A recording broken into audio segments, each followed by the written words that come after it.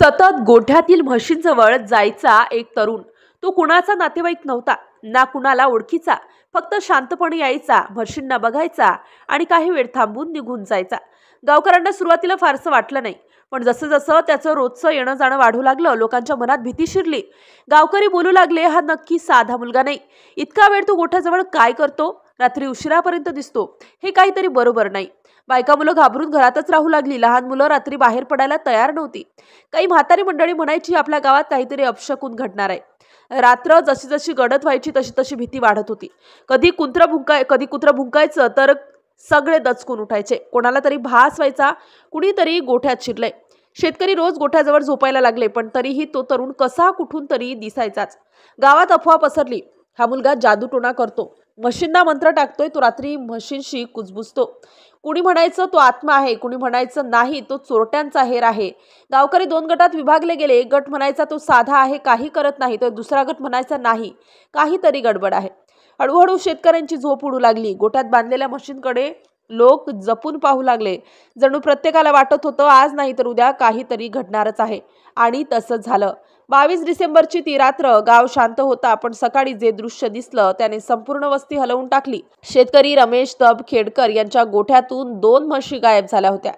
कुलूप तसंच, दार तसंच, पण आत रिकामं। शेतकरी धावत बाहेर आले। गावात एकच गोंधळ उडाला, म्हशी कुठं गेल्या? रात्री कुणी पाहिलंय का? आणि सगळ्यांच्या नजरा वळल्या त्या तरुणाकडे, तो रोज गोठ्याजवळ फिरणारा। पोलीस आले, गुन्हा दाखल झाला, पण आरोपी अज्ञात होता। पोलिसांनी 150 ते 200 सीसीटीव्ही फुटेज तपासलं। त्यात स्पष्ट दिसलं, एक पिकअप गाडी येते, गोठ्याजवळ थांबते आणि म्हशी त्यात चढवल्या जातात। गावकरी थक्क झाले, सगळे कुजबुजू लागले, हा मुलगा नक्की त्यात गुंतलेला आहे। गाडीचा माग काढला, तो थेट ठाण्याच्या मुरबाड तालुक्यात गेला होता। पोलिसांनी तिथं सापळा लावला। गावात मात्र भीती अजून वाढली होती। आता आपली म्हैस कुणीतरी घेऊन जाणार, आज त्याची, उद्या आपली पाळी। रात्रौताच लोक झोपेचं नाटक करायचे, पण प्रत्येकाची कानं सावध असायची। कुठे गाडीचा आवाज आला तरी गाव थरथर कापायचं। पोलिसांनी छापा टाकला। गोठ्यात 5 म्हशी सापडल्या। त्यात रमेश खेडकर यांच्या 2 म्हशी होत्या। आणि पकडला गेला तोच तरुण, पद्माकर उर्फ नागेश शांताराम मोरे। तोच रोज गोठ्याजवळ फिरणारा, तोच गावकऱ्यांना गूढ वाटणारा, तोच प्रत्यक्षात म्हैस चोर होता। त्याच्याकडून मिळाल्या 5 म्हशी, महिंद्राची पिकअप गाडी, एकूण किंमत 7,40,000 रुपये। त्याचा साथीदार नरेश भाऊ मात्र पोलिसांना चकवा देऊन पळून गेला। ज्याच्याकडे लोक शंकेच्या नजरेने पाहत होते, ज्याचं वागणं गूढ होतं, तो प्रत्यक्षात साधा चोर निघाला।